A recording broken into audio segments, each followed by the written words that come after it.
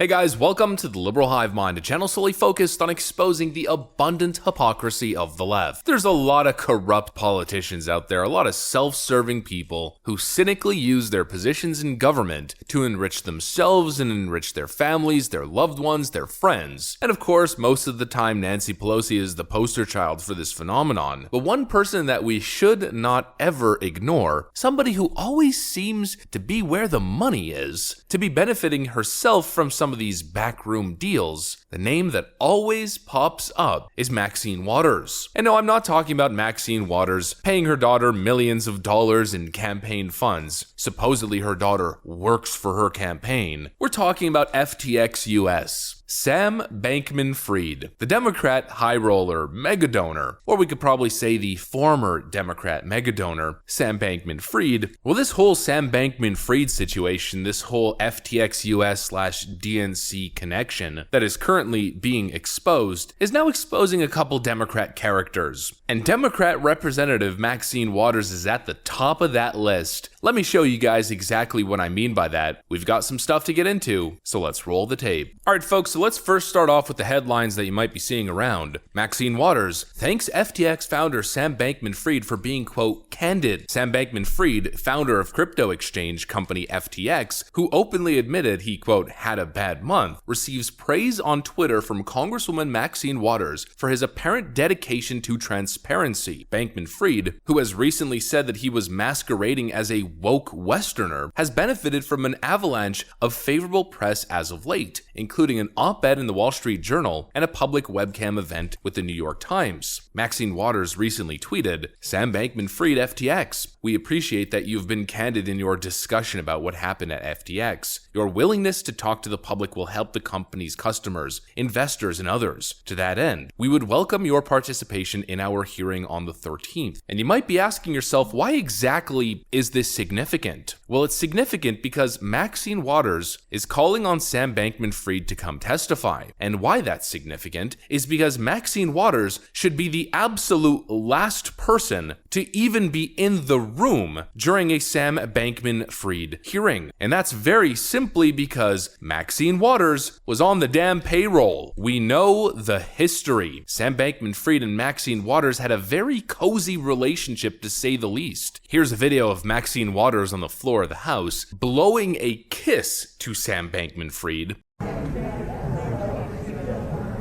Here's Maxine Waters being questioned on whether she should give back the money that FTX donated to her. Do you think some lawmakers that got donations from FTX's founder should give that money back? Well, I don't want to get into that. As a matter of fact, both sides, Democrats and Republicans, have received donations. So thank you. Well, Democrats and Republicans received donations, therefore we're going to keep this stolen, fraudulently obtained money. Maxine Waters was literally on the payroll. She promoted Sam Bankman-Fried. She and Elizabeth Warren were vehemently anti-crypto, yet they still took donations from the United States' supposed biggest crypto platform founder. There's no integrity here, folks. These are just bought and paid for corrupt politicians. And now you know what Maxine Waters is trying to do here. She's going out of her way to try to save Sam Bankman-Fried's behind. Thank you so much, Sam Bankman-Fried, for being so candid and allowing such incredible transparency into what's going on at FTX so we can do right by the customers, says Maxine Waters, who still refuses to give back the money that Sam Bankman-Fried gave her, to do right by FTX customers who were defrauded of their life savings. She wants to give Sam Bankman-Fried an out, a fluff house hearing, the same kind of thing the New York Times did for Sam Bankman-Fried, to help save his behind because she is totally bought out by Democrat megadonor bucks. I mean, it doesn't get any more disgusting than this. These are the Democrats who are always going on about the little guy, yet here they are funding their campaigns off money that was stolen from the little guys through this crypto Ponzi scheme pump and dump FTX scam. From what we understand about the whole FTX ordeal, what was really going on was one massive crypto exchange pump and dump scheme where they could easily promote random S-coins, if you know what I mean, random little meme coins and all kinds of garbage. They could ride the hype that they artificially manufactured. They could then dump the crypto, benefit themselves to the tune of hundreds of millions of dollars, if not even billions of dollars, leaving their customers high and dry. And that is exactly what their legacy will be, especially in the end here, as investors hope that FTX US is going to make them full again, pretty much becomes non-existent. And Sam Bankman-Fried knows this. And anyone being honest here, anybody who's actually advocating for the little guy, for the small retail consumer to get their money back, money which was funneled into some Washington influence buying scheme, if anybody actually cared about those little guys, well then they would very quickly realize that Sam Bankman-Fried has never been candid. Maxine Waters specifically uses that word, thank you for being candid. This clown, SBF, has done nothing but lie throughout this entire ordeal. Here he was interviewed by an independent journalist, I believe her name is Tiffany Fong, where he claims that actually FTX was given $4 billion, but the only reason he can't give it to consumers is because of the bankruptcy lawyers. Okay,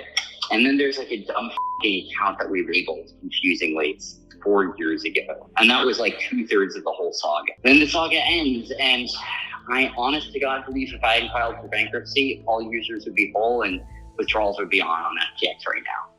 And not just US, international as well. And I might still get there. We'll see. I don't know. It might happen, it might not. But 8 minutes after I filed for bankruptcy, $4 billion more came in of liquidity. Are you able to add it to the estate?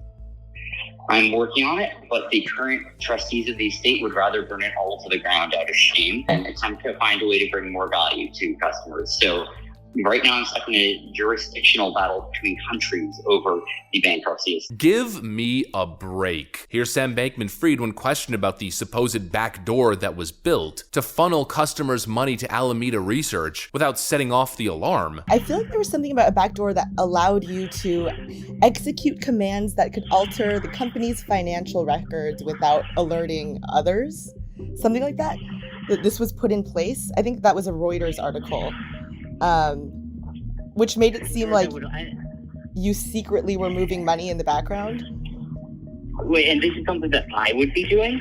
I don't know. It kind of said that SBF put like a secret backdoor so that he was moving funds to Alameda and it was undetected. Like this was something that you put into place potentially. I mean, that's how it read on the article.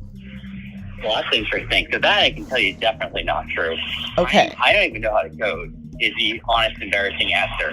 So I certainly wasn't like building some backdoor in the system. I could barely use the system.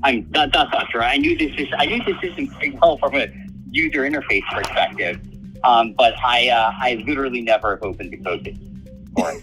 So for any of FTX. So I certainly didn't build a backdoor in there, and I don't know exactly what they're referring to. Which he deceptively answers that, well, he couldn't have made a backdoor because, of course, he doesn't even know how to code. An absolutely deceptive answer because he knows very well that the report about this supposed FTX backdoor was allegedly created by his right-hand man, an individual by the name of Gary Wang. So you see what's going on here. Maxine Waters, compassionate advocate for the little guy, Maxine Waters, is going out of her way to defend a corrupt billionaire fraudster at the expense of the little guy. These politicians are bought and paid for, folks. That is the reality of the situation. And there's a whole lot of talk about Sam Bankman-Fried donating money to Democrats. He's now suggesting that, well, he was actually donating around the same amount of money to Republicans, but he was doing it through dark money because he didn't want the bad press of donating to Republicans. They donate about the same amount to both parties this year.